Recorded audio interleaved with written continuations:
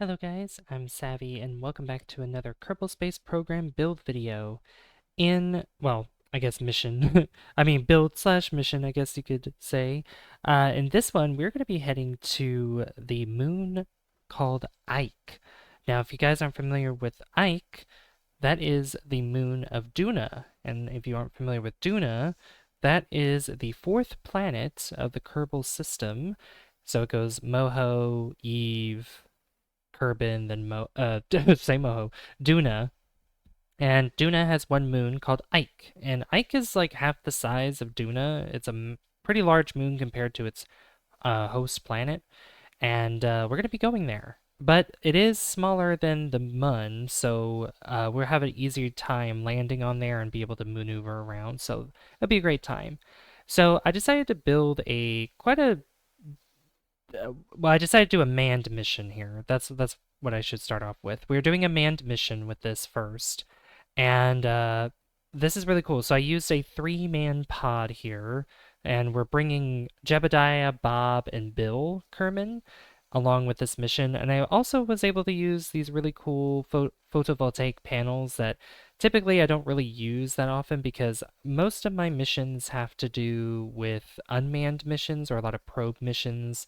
Because lately I've been doing a lot of rover missions, but this time we're actually going to be bringing a manned crew over, so that's going to be quite exciting. And this is going to be quite the journey for them as well because this mission took probably over, I think it was like 2.5, about 3 years for this entire mission to unfold all the way. And so I was also using these engine plates too for the bottom part of this first stage because I didn't want anything that was too crazy. And there's so many engines to choose from, but some of them are either too large, even though they're efficient, or too small, even though they're efficient. So the engine plates really help with that. And instead of making it the same size all the way through, I decided to go a little bit larger with the bottom two stages. So this entire thing has about, I think it's 5 stages because you have the top stage, you have the middle stage, which I'm building right now, you have the bottom stage, and then the final or the first stage, and the way you build it technically final would be the ones on the side, which are more like doing either solid rocket fuel boosters, or if you decide to do asparagus staging, anything like that. And there I go, using those plates again. I was having a difficult time trying to figure out what I wanted to use here because, as you can see, I have a lot of things to choose from. But also, if you guys haven't already, hit that like button and hit that subscribe button as well because it really helps me out. We're 150 subs away from reaching our 2,500 sub goal. So all the subs that come from this video will get me that much closer to that new goal. And I appreciate all your guys' support for that too. And you get to see more content like this if you do as well. I have a lot of fun doing these. These videos do take some time to do, so just the support for sure would definitely give me more motivation to do more of these. Because this one took probably over an hour to record, which doesn't seem too long, but and everything's sped up, so it's going to be probably half that time, a little bit less than half. So yeah, but going back to the build real quick, so you can see I built the bottom stage there. It's quite large. You can see I used an engine plate there where it uses like 6 different placements for engines. And I usually use those engines there because they're quite powerful. They're kind of like a middle ground with those.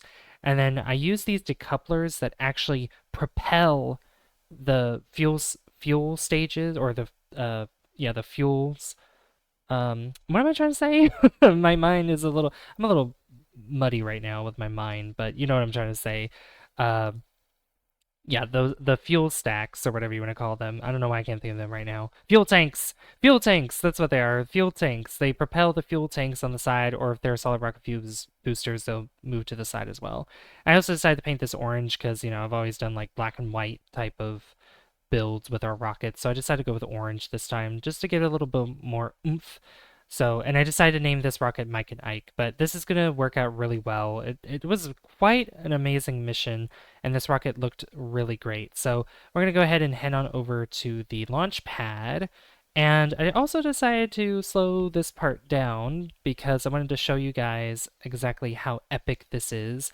Not going to be any audio for this because it's just going to be my voice, but you guys get to see exactly how epic this launch will be and just how powerful it is from where the engines come down. And plus, it's like really loud. It was really loud in my ears.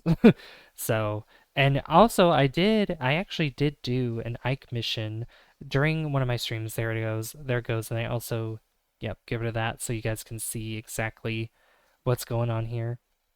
I mean, look at that. That is pretty epic. Love it. I love the shape of the rocket. It looks really cool. I've decided to use more of those fuel tanks that kind of have that like slant to them, like elevation or sloped kind. So it's more facing more towards the middle. So that way, I don't know, it's a little bit more aerodynamic, and I think it looks cooler that way.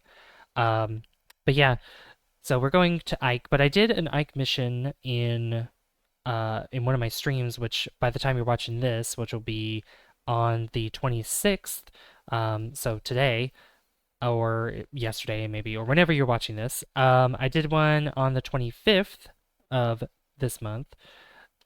Of an Ike mission. So I did a Duna mission that had me transfer crew between vessels around Duna.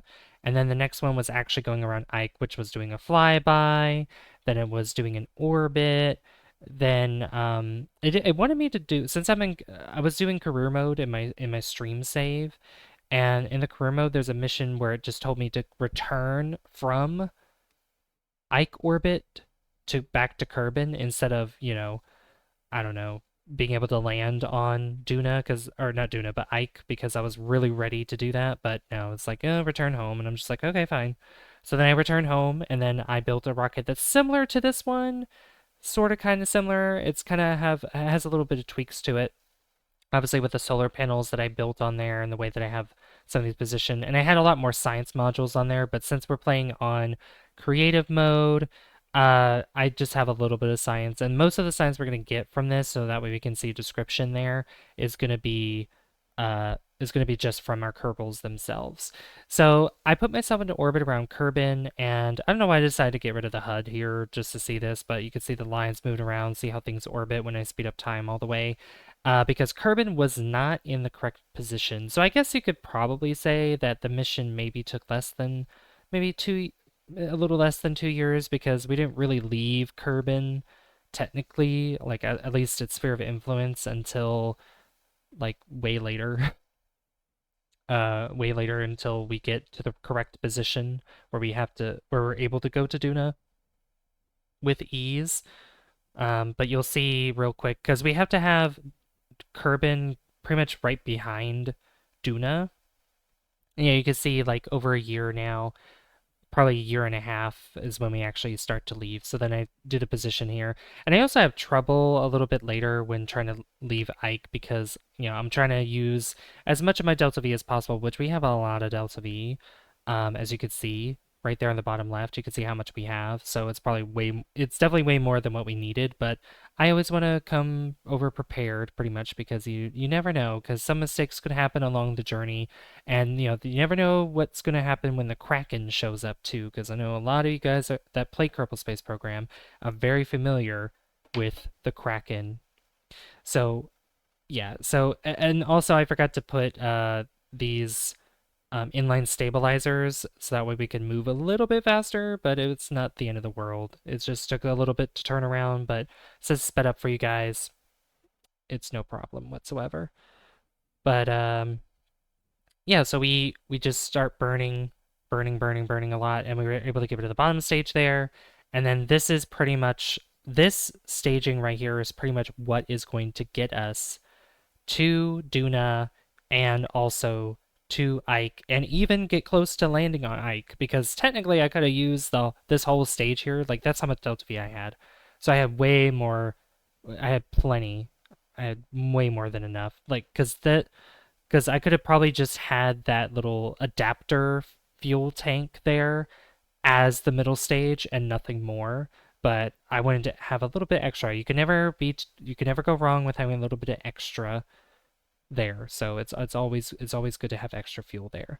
And you guys can always build this as well if you want to in your creative mode, or even in career mode too. If you're doing career mode and if you're having to go to Ike at all or land on Ike for something, or if you're not even following the contracts or whatever for the career mode, like I guess you could consider it story mode, you could just build this kind of rocket and, it'll work wonders for you. And you can always tweak it too.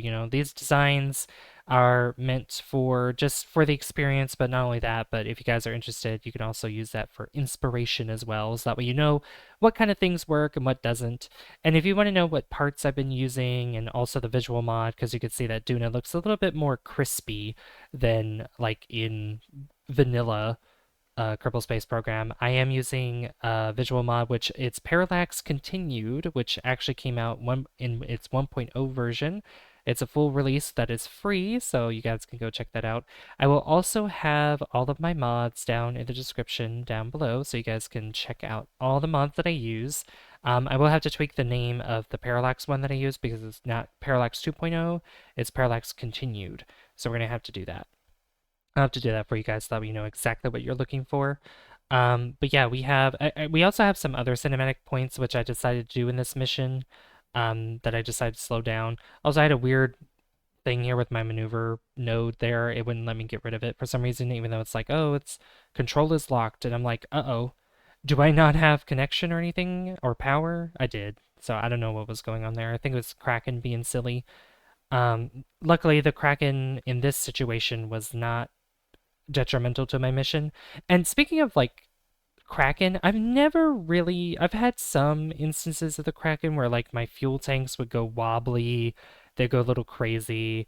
My whole ship would just go crazy based on how I place certain modules or science things on my vessel, but never really anything crazy that just jeopardized an entire mission though. So uh, I mean, I know that a lot of other people have had experiences like that, and I know there's plenty of videos out there where people have, or players have had experiences like that, and they're quite funny, but I also feel bad for them because you spend a lot of time on a mission, and then all of a sudden it all goes downhill from there because of the silly Kraken. But anyway, so we're here at Duna, and we start to get ourselves around Duna. And Duna here, I decided to do some aero braking. And aero braking, if you guys aren't familiar with aero braking, it's pretty much, let's say, I'm going to slow down, but I don't want to expend that much fuel. So I'm going to go around this planet, or even a moon, because there's Lathe. Lathe has an atmosphere. And I'm going to skid across the atmosphere. I'm going to go inside the atmosphere, as you can see here. And I don't have this turned up with the brightness so that we can see Firefly in its full effect, which is another mod that I use, which is really, really nice. It's actually a mod that came out not too long ago, and I recommend everybody to use it because it's the burning effects when going into the atmosphere is really great. But you can burn a little bit, and then you skid across the atmosphere. You can go really deep in Duna's atmosphere with not really many repercussions, and you can see how easy it was to get into orbit because it slows us down significantly. And I also kind of overcalculated because it looks like I am going to land on Duna, so I decided to face prograde and just burn prograde because I'm like, I'm going to Ike. I'm not going to land on Duna. I mean, technically, I could have landed on Duna with what I have right now, and then I literally could have landed on Ike after that. But I'm like, no, today's mission is about Ike. That's it. It's about Ike, only about Ike, and that's what we're gonna do. So I brought out the solar panels and the relay antenna once again, and then I wanted to bring out my periapsis so that way I don't fall back down to the atmosphere because I already did what I needed to do. And then I decided once I did that, I got to a comfortable height there with my periapsis. I just put a maneuver node, and what's so funny is that literally I just put it down and it's like, oh, you have an encounter with Ike. And I'm just like, cool, I could just adjust it. And that's because of how large Ike is compared to Duna. Like I said, Ike is like just about half the size of Duna, which is just crazy how it's able to stay in orbit like this because, obviously in real life with the physics of, celestial bodies orbiting each other that if something is half the size of something else, the very center, which is not really where the planet is, and in this sort of neighborhood here with Ike and Duna, the very center might be like almost close to the middle of between the two celestial bodies, probably. I'm not an expert on this, but I'm just, thinking in my head of what it could look like, because that's the same thing with the sun and our planets, because there's actually a barycenter that's not at the it's not the center of the sun, it's a little bit outside of it, outside the center, so it's really cool.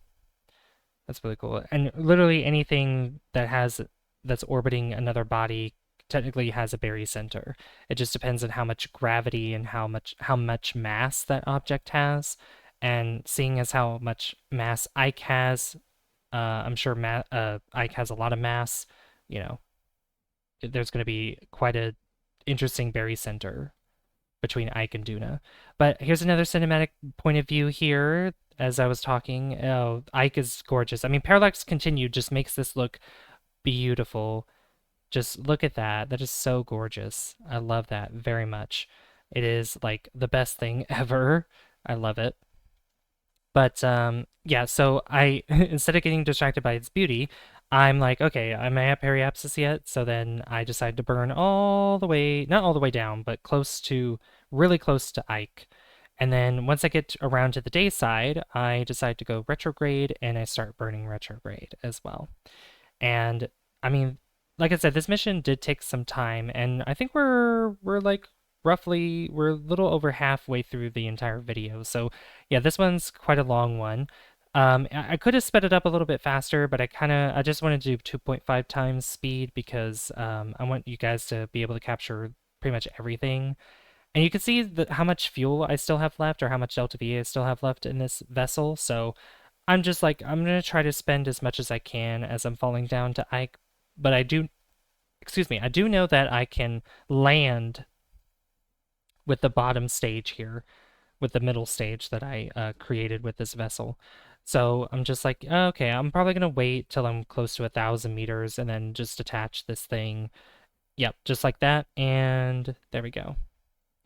And at some point, really, really soon, we are going to, you're going to be hearing the real me, not the sped up version of me, once we land. So I think I'm just going to go ahead and hand it over to them because we make a beautiful landing here. And we do something really cool after we land on Ike. So I'm going to just hand it over to the other Savvy so you guys get to experience this in real time.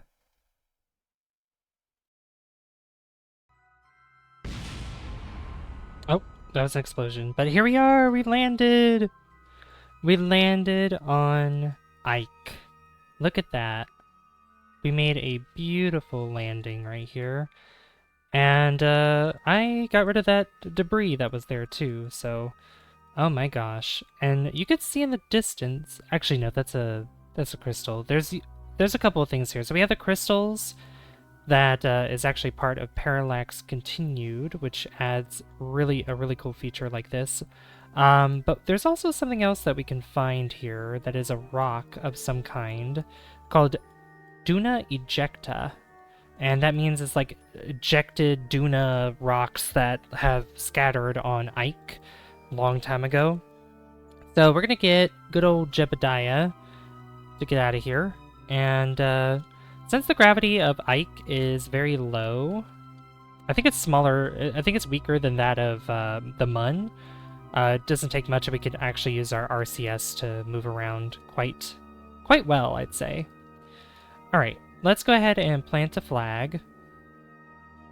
We'll do that real quick, just to make sure that we are making our mark on a new frontier. A new frontier. I'll just name it after the rocket, Mike and Ike. They're a delicious candy. There we go. Well, that's that here. Let's take a surface sample as well. The white soil has a powdery texture and clumps together. That's pretty cool. So now we have to find that rock, which it shouldn't be too bad, because it's quite easy to find some of these things. Now, these crystals we can't do anything with because they're actually quite small. Oh, I think I found it. Yep, there it is, right over there. Or they're not small, but they're quite large, and we have to use a rover arm to do that. So I'm gonna. That's over there. So I need to go this way. So I'm gonna go ahead and just fly over there with our RCS, and hopefully we can get something. I don't know if these giant crystals can also be scanned. I assume so. I assume that they can. Actually, there's a rock that's closer to us. I think it's right here. Yeah, look at this. It's right here. Oh my goodness. Well, I didn't have to go that far at all. Awesome. I'm glad I noticed that. But this is what a Duna ejecta looks like. And you could tell it's not really from Ike because Ike is very gray. And yeah, it has the red crystals, but this looks nothing like something that's crystallized. So I'm going to go ahead and just climb on top of it. Oop. We're going to climb on top of it and we're going to pick it up. So we're going to pick up Duna ejecta and we're going to see what it says. Duna ejecta analysis from Ike's surface.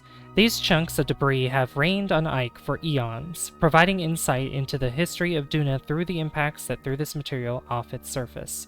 Return this to have it analyzed and gain all information about it. And there we go.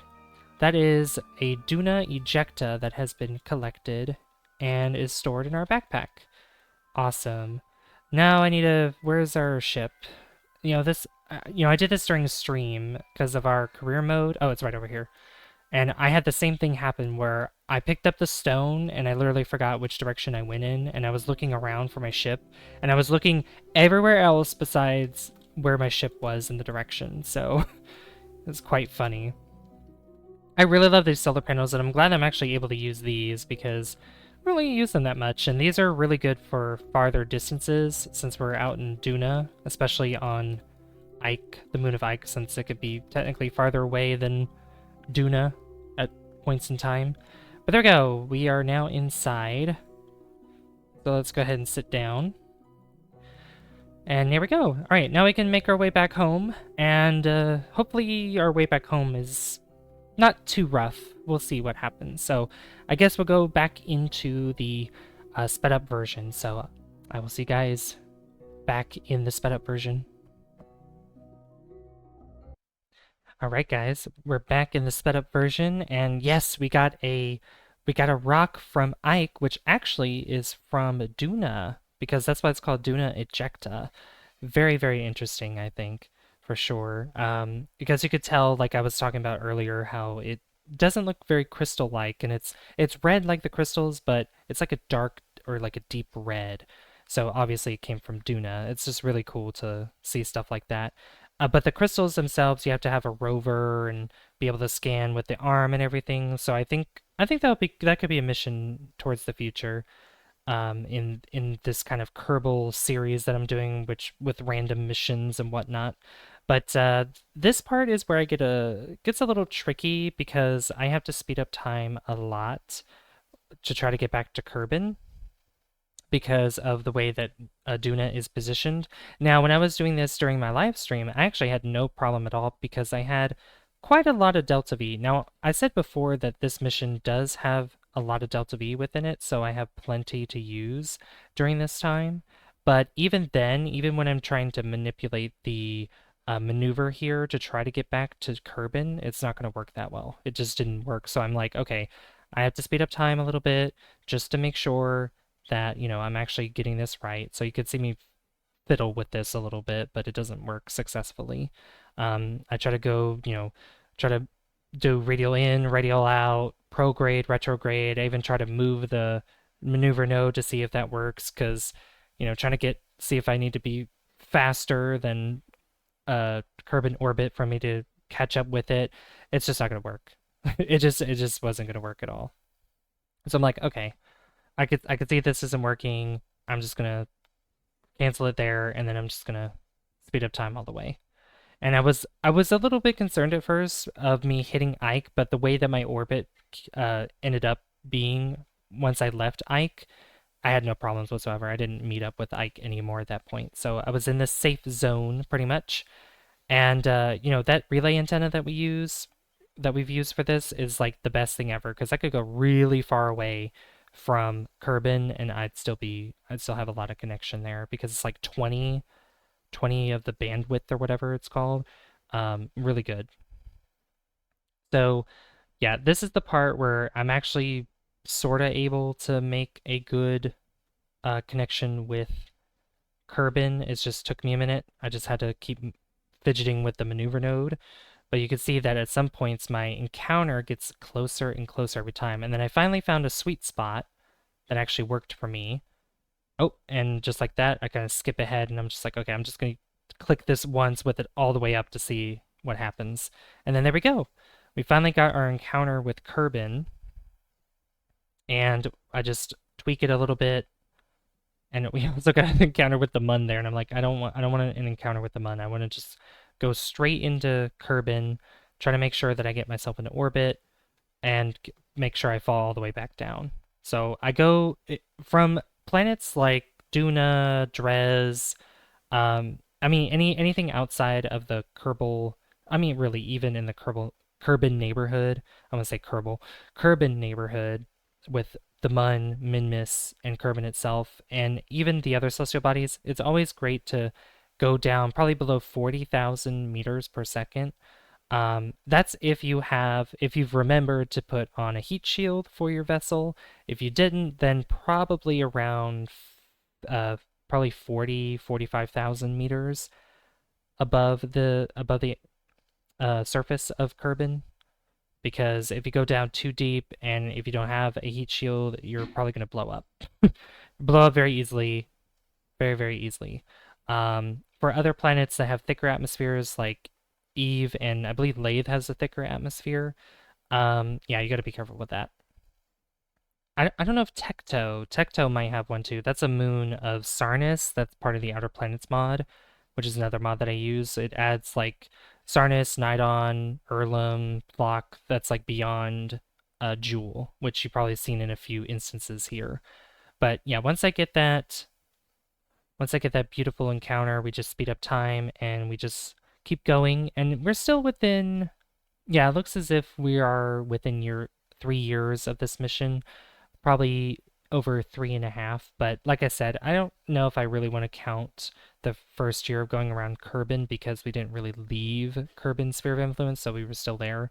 So I'd say this mission took probably 2.5 years to do, which is a little awkward, but because typically it probably, like, if you want the most efficiency, it would probably take probably a year and a half, maybe even a little less than that. I have to go back and check some Matt Lown videos and everything, but here we go. I also brightened this part up because it was quite dark in this end here, so everything's going to be a little bit brighter for you guys so you can actually see what's going on. And you could see that we're falling back down, and then I decided to burn the rest of my fuel here. But I did notice that I was turning a bit crazily as I was falling back down, so I'm like, okay, I think it's a good point to just decouple this. And what's crazy is the fuel tank came back and hit me, which I was very scared that it was going to blow up the pod, but it didn't, thankfully. And we were just falling back down safely, as you can see there. So we're just falling back down, and we finally made it back home, which is awesome. Very, very, very awesome. This mission was quite fun, and if you guys do any Ike missions or any missions involving Duna or Ike, I'd like to hear about them. If you've done ones in the past, or if you've done ones, or plan to do ones in the future, I'd love to see that.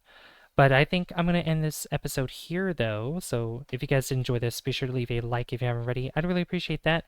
And don't forget to hit subscribe as well, because that lets me know that you guys enjoy the content on the channel and would like to see more. I'd like to give a shout out to all my channel members whose names are put up on the screen right now. If you're interested in using exclusive emotes during live streams or are interested in exclusive content on the channel, be sure to hit that join button down below and become a Savvy Superstar or a Specialist today. I've been Savvy, and I'll see you guys in the next one. Bye, guys. See you later. Beautiful ending. Beautiful ending.